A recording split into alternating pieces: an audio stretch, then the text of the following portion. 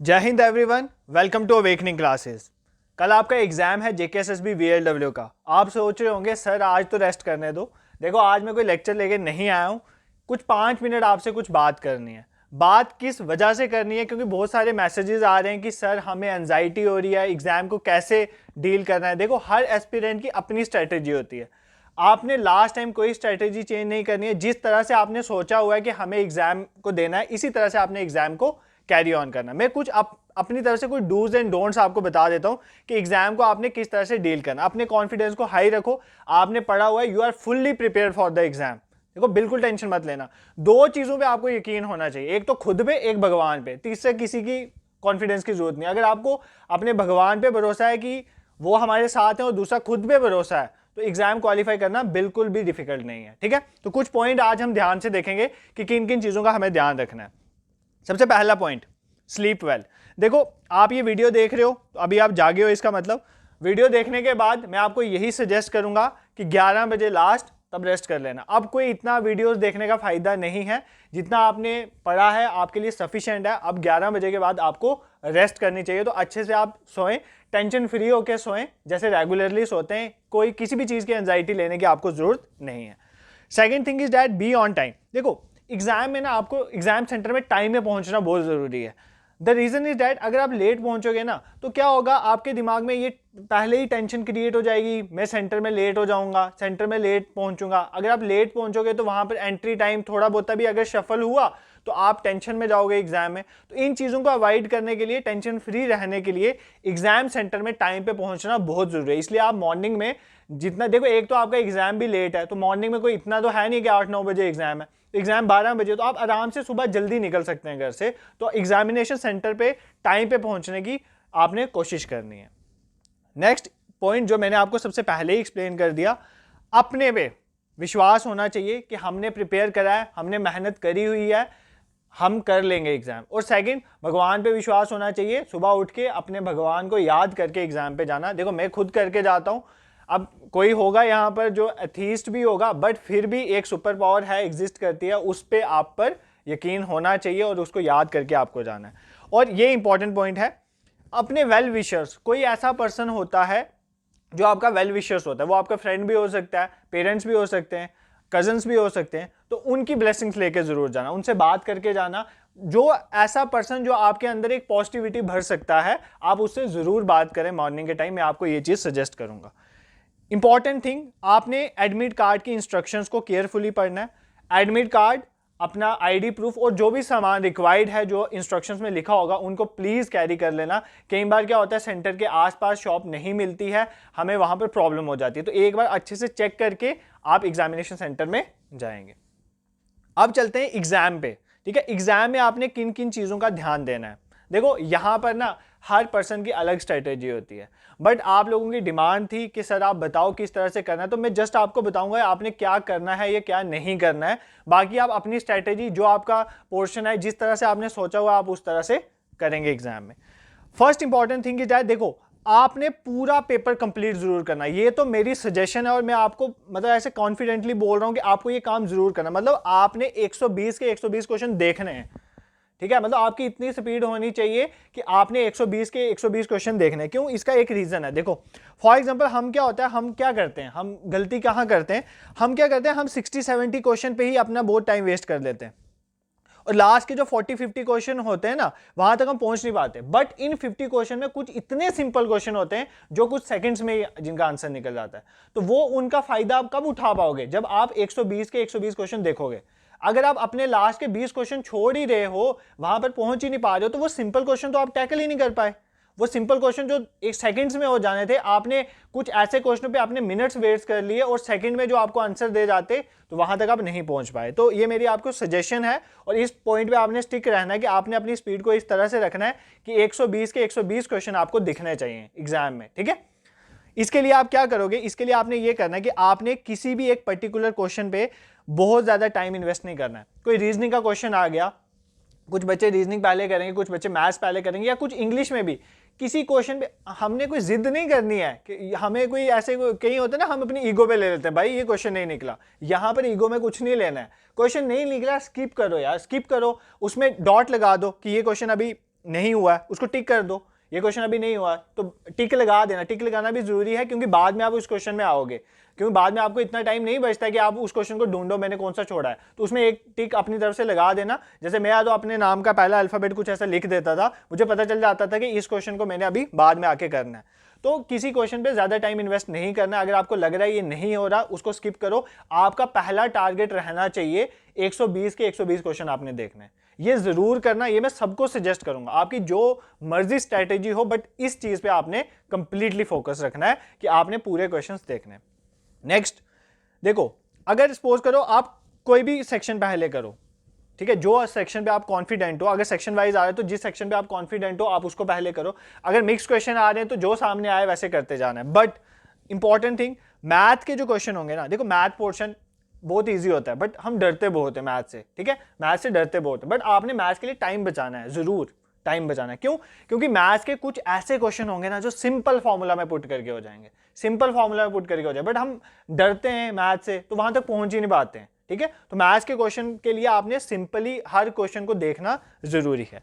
और अगर सपोज करो आपके पास टाइम है, आप मैथ्स कर रहे हो, आपने फॉर्मूला अप्लाई करा, आपने बाकी पेपर कर लिया, क्योंकि ये कोई एसएससी का पेपर तो है नहीं है जहां पे टाइम कंस्ट्रेंट बहुत ज्यादा होता है, यहाँ पे इतना टाइम कंस्ट्रेंट नहीं होता है।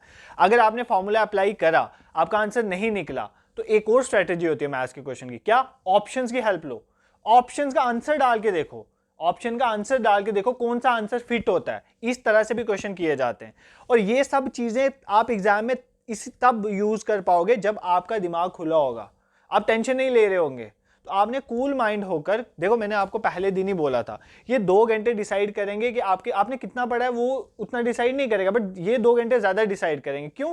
क्योंकि इन 2 घंटे में अगर आपने कूल माइंड होकर पेपर कर लिया ना, तो मतलब जो जिन्होंने काफी देर से मेहनत करी आप उनको भी एक्सीड कर सकते हो। तो कूल माइंडेड होने का मतलब ये है कि आप इतने फोकस होने चाहिए कि आपको वहां पर याद आए कि मेरा फॉर्मूला नहीं लग रहा है तो छोड़, ईगो पे नहीं लेना कि फॉर्मूले से ही निकालना है, हम ऑप्शंस यूज करके देख लेते हैं, ठीक है। और जब आप कोई क्वेश्चन मैथ्स का निकाल रहे हो तो जरूरी नहीं है कि पूरा आंसर ही निकालना है। आप देखो हाँ, लास्ट के अगर 2 जो लेटर्स हैं वो भी मिल रहे हैं या 2 नंबर्स भी मिल रहे हैं, तो आप अगर आप ऑप्शंस में पहुंच पा रहे हो उससे, तो उस पर टिक कर लो, ठीक है। इस तरह से आप मैथ्स को करेंगे। नेक्स्ट, वो सेक्शन आपने पहले करने, अगर तो सेक्शन वाइज आता है तो इसके लिए मैंने ये पॉइंट लिखा था जिसमें आप कॉन्फिडेंट है, जिस सेक्शन में आप कॉन्फिडेंट है आप पहले उसी सेक्शन को करें। क्यों? वो सेक्शन जल्दी होगी, आपको कॉन्फिडेंस भी बूस्ट में। और यहां पर एक और चीज का ध्यान रखना, अगर सपोज करो आपके पहले आपको 2-3 क्वेश्चन नहीं आते तो बिल्कुल भी घबराना मत। एक चीज मैं अपनी पर्सनल आपके साथ शेयर करना चाहता हूं, मैंने कुछ एग्जाम क्वालिफाई करे, बट जो एग्जाम मैंने क्वालिफाई करे उनके पहले दूसरे क्वेश्चन मेरे को आते ही नहीं होते।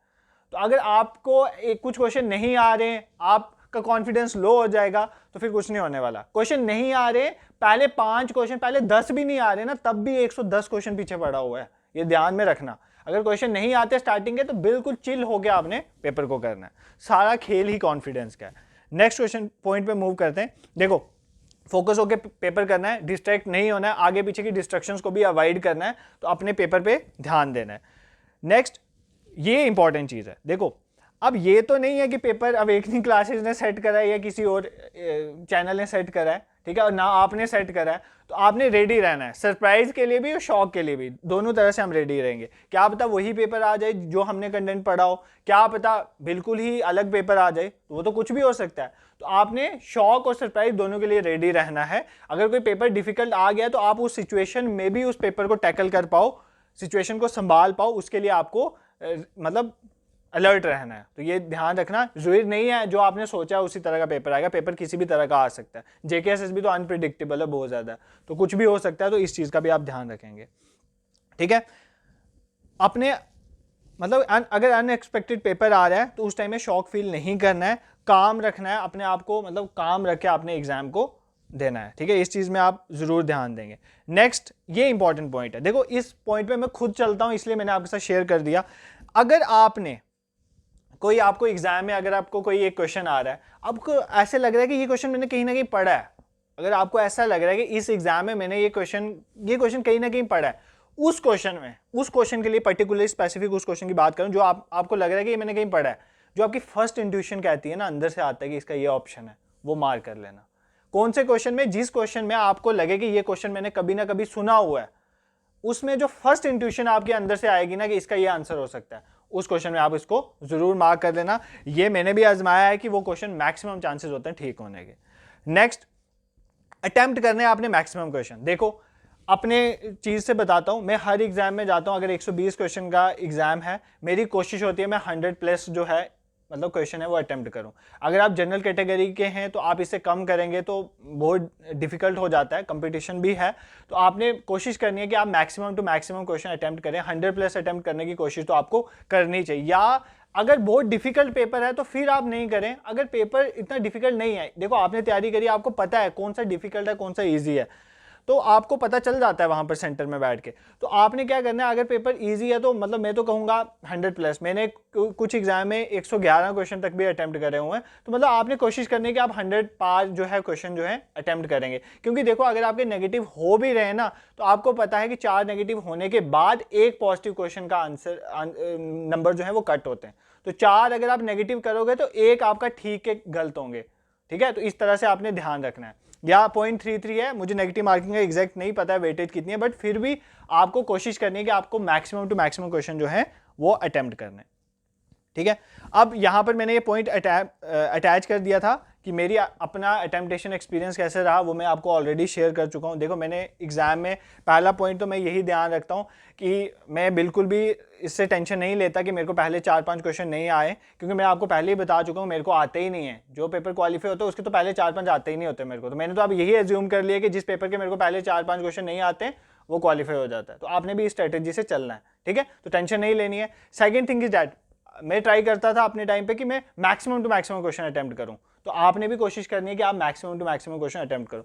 जिन पोर्शन पे मैं कॉन्फिडेंट था मैं उनको पहले करता था। जो मुझे लगता था कि इसमें टाइम बचाना चाहिए, इसमें टाइम जैसे फॉर एग्जाम्पल मैथ्स है, मुझे लगता है कि मैथ्स के क्वेश्चन निकल जाते हैं बट इनको टाइम चाहिए, तो उनके लिए मैं टाइम सेव करता था कि लास्ट में मैं उनके लिए टाइम बचा पाऊँ। और मैं क्वेश्चन मतलब छोड़ता नहीं था। अगर मेरा फॉर्मूले से नहीं निकल रहा है मैं ऑप्शंस की हेल्प लेता था, क्योंकि मैथ्स का क्वेश्चन जो है आप किसी भी देखो, अगर आपको जीके का क्वेश्चन नहीं आता है तो नहीं आता है, बट अगर आपको मैथ्स का क्वेश्चन नहीं आता तो आपके पास तरीके हैं उसको निकालने के। आप किसी भी तरह से दिमाग यूज कर करके आपने, अगर सपोज करो आपका कोई एक मैथ का क्वेश्चन है ना, आपको डायरेक्टली वो फॉर्मूला नहीं आता है बट आपने जो उसके रिलेटेड फॉर्मूलाज पढ़े हुए हैं ना उनको भी यूज करके कई बार आंसर निकाल सकते हो। देखो हमने लेट शुरू किया था लेक्चर्स, मैथ रीजनिंग में आपको इतनी पढ़ा नहीं पाया, बट ये है कि मुझे पता है आप लोग उस सेक्शन में भी प्रिपेयर हैं। आने वाले एग्जाम में तो हम मैथ रीजनिंग भी पढ़ाएंगे अच्छे से, क्योंकि इस बार टाइम कम था, जितने टाइम में हमसे हो सका हमने आपको करवाने की कोशिश करी है। और अनरिजर्व कैटेगरी का पॉइंट मैंने इसलिए रखा है क्योंकि देखो कुछ हैं स्टूडेंट रिजर्व कैटेगरी के, उनको पता है कि उनका मेरिट कम जाता है तो वो तो अकॉर्डिंगली पेपर अटेम्प्ट करेंगे, बट जो तो जनरल कैटेगरी के हैं उनको तो ज़्यादा क्वेश्चन अटेम्प्ट करने चाहिए। तो आप 100% तो लेके ही चलना। अगर एग्जाम डिफिकल्ट है तो फिर कम करो अटेम्प्ट, बट अगर एग्जाम मॉडरेट टू सिंपल है तो आपको मैक्सिमम क्वेश्चन अटेम्प्ट करने की कोशिश करनी चाहिए, ठीक है। और ये पॉइंट भी आप ध्यान रखेंगे। देखो अगर आप कंफ्यूज्ड हो, देखो अगर आपको चारों ऑप्शन नहीं आते या बिल्कुल फैक्चुअल, देखो अगर सपोज करो एग्जाम में एक डेट आई है, फॉर एग्जाम्पल ये दिन कब मनाया जाता है, आपको नहीं आता है एग्जैक्ट डेट का क्वेश्चन, उसको स्किप करो क्योंकि वहां पर ठीक होने के चांसेस नहीं है। बट अगर कोई कंसेप्चुअल क्वेश्चन आता है, ठीक है, अगर कोई कंसेप्चुअल क्वेश्चन आता है, ये पॉइंट मैंने यहां पर इंक्लूड भी करा था, क्योंकि अगर कोई कंसेप्चुअल क्वेश्चन आता है उसको करने की जरूर कोशिश करना। अगर फैक्चुअल क्वेश्चन है वो छोड़ दो अगर आपको नहीं आता, क्योंकि फैक्चुअल क्वेश्चन में तो गलत हो जाए, वो तो तुक्का हो गया ना, लक पे आ गया पूरा। बट अगर कंसेप्चुअल क्वेश्चन है, अगर आपने उसके रिलेटेड कुछ पढ़ा हुआ है, तो जैसे मैं साथ साथ में चीजें एक्सप्लेन करता था, तो अगर कई बार हमने वो चीज सुनी होती है तो कंसेप्चुअल क्वेश्चन को आप ट्राई करने की कोशिश जरूर करना, उनको स्किप मत करना। फैक्चुअल क्वेश्चन को आप स्किप कर सकते हो अगर आपको नहीं आते। फॉर एग्जाम्पल कोई डेट पूछिए, कोई डेटा रिलेटेड है तो उसको आप स्किप कर देना। और ये पॉइंट, अगर आप चारों ऑप्शन नहीं आते तो छोड़ दो। अगर आपको 2 ऑप्शन में कंफ्यूजन चल रहा है ना, तो अगर आपको लग रहा है कि आप सेफ जोन में नहीं है तो आपको ना वो करना चाहिए, थोड़ी अपनी किस्मत भी आजमानी चाहिए। अगर आपको 2 ऑप्शंस में लग रहा है, सिर्फ 2 ही ऑप्शंस में डाउट है, ये भी हो सकता है ये भी हो सकता है, तो प्लीज मार्क कराना, क्योंकि मैंने आपको बोला कि आपके नेगेटिव मार्किंग में पॉजिटिव भी बहुत सारे हो जाते हैं। जब आप 2 ऑप्शंस के बीच में एक मार्क कर रहे होते हैं ना, तो प्रोबेबिलिटी बहुत हाई होती है कि आपका आंसर जो है वो ठीक भी हो जाए। इसमें कुछ लोग डिसएग्री भी करते हैं कि हमारी किस्मत खराब है। तो मैंने एक चीज आपको पहले ही बताई थी, जिस दिन आपको मिलना है उसी दिन आपको मिलना है। जो चीज आपको जब मिलनी है तभी मिलनी है। अगर आपको नहीं मिल रही है, आपने मेहनत करी है, तो इसका मतलब भगवान ने आपके लिए इससे भी अच्छा सोचा है। तो ये दिमाग में चीज सोच के चलना, और पेपर के टाइम भी घबराना नहीं, और पेपर के बाद भी साइड नहीं होना। पेपर के बाद भी हम डिस्कशन करेंगे। तो आपने कल बस अच्छे माइंड से जाना है, अच्छे माइंड सेट से जाना है, भगवान को याद करना है और भगवान को याद करना और खुद में कॉन्फिडेंस रखना कि हमने पढ़ा है, आई कैन डू इट, मैं कर सकता हूँ, तो मैं कर सकता हूँ, मैं कर सकती हूँ, इसी फील्ड से आपने जाना है, ठीक है। So all the best to you. और कुछ मैंने यहाँ पे कोट लिख दिए हैं, 2 बता देते हैं आपको वो भी। देखो इस चीज़ में आप फोकस मत करोगे। अभी आप कुछ स्टूडेंट्स के दिमाग में होता है, मुझे पता है हर एक पर्सनल लाइफ में प्रॉब्लम्स होती हैं, किसी को जॉब बहुत ज़रूरी चाहिए, सबको चाहिए, बट कईयों की बहुत ज़्यादा प्रॉब्लम होती हैं। तो आपने ये चीज़ तो अभी मत ही सोचो कि अगर आप फेल हो गए तो क्या होगा, इस चीज़ पे फोकस मत करो। आपने सिर्फ ये चीज़ सोचनी है कि अगर आप जीत गए, अगर सक्सीड हो गए तो क्या होगा। ये मत सोचना कि अगर आप फेल हो गए, उस तरफ तो आपका ध्यान ही चाहिए, आपको पॉजिटिव होना चाहिए। वो कल शाम को सोचेंगे हम, आज हमें ये सोचना है कि हम सक्सीड कैसे होंगे। ये नहीं सोचना कि अगर हम फेल हो गए तो क्या होगा। नेक्स्ट, बिलीव योरसेल्फ, खुद पे विश्वास होना चाहिए। And that divine super power जो आपके साथ है, you will be able to make it. इन दोनों चीज़ों पे, ये मेरी अपनी पर्सनल है, मैं इसलिए तुम्हारे साथ ये बार बार शेयर करता हूँ। एक तो खुद पे विश्वास होना चाहिए, पेपर वाले दिन ओवर कॉन्फिडेंस नहीं होता, ये कॉन्फिडेंस होता है, ये कॉन्फिडेंस होता है। There is a difference between, there is a huge line between confidence over confidence, thin line नहीं होती है। कॉन्फिडेंस होना चाहिए खुद पे कि भाई मैंने पढ़ा है, मैं कर सकता हूँ। ये कॉन्फिडेंस आप खुद ही खुद को दे सकते हो। मैं अभी दूंगा ना तो ये आपके 10 मिनट है, उसके बाद खत्म हो जाएगा। ये सुबह खुद आपको खुद देना पड़ेगा कि मैं कर सकता हूँ। तो खुद पे आपको विश्वास होना चाहिए, और सबसे ज्यादा उस डिवाइन सुपर पावर के साथ कि वो आपके साथ है, तो वो आपके साथ चलेगा, वो करेगा, तो वो आप पे आशीर्वाद बनाएगा और आप ये एग्जाम क्वालिफाई कर लेंगे। तो इन्हीं नोट के साथ all the best to you, and अच्छे से कल पेपर करें, टाइमली पहुंचे। और हमारी यही प्रे, मैं तो चाहता हूँ सारे ही सिलेक्ट हो जाएं, बट पोस्टें 1350 हैं, कंपटीशन है, तो सिलेक्ट तो कम ही होंगे। बट मैं चाहता हूँ कि जिन्होंने भी मेहनत करी है, अपना 100% दिया है, वो जरूर इस लिस्ट में अपना नाम लाएंगे। So all the best to you, thank you so much for watching. जय हिंद।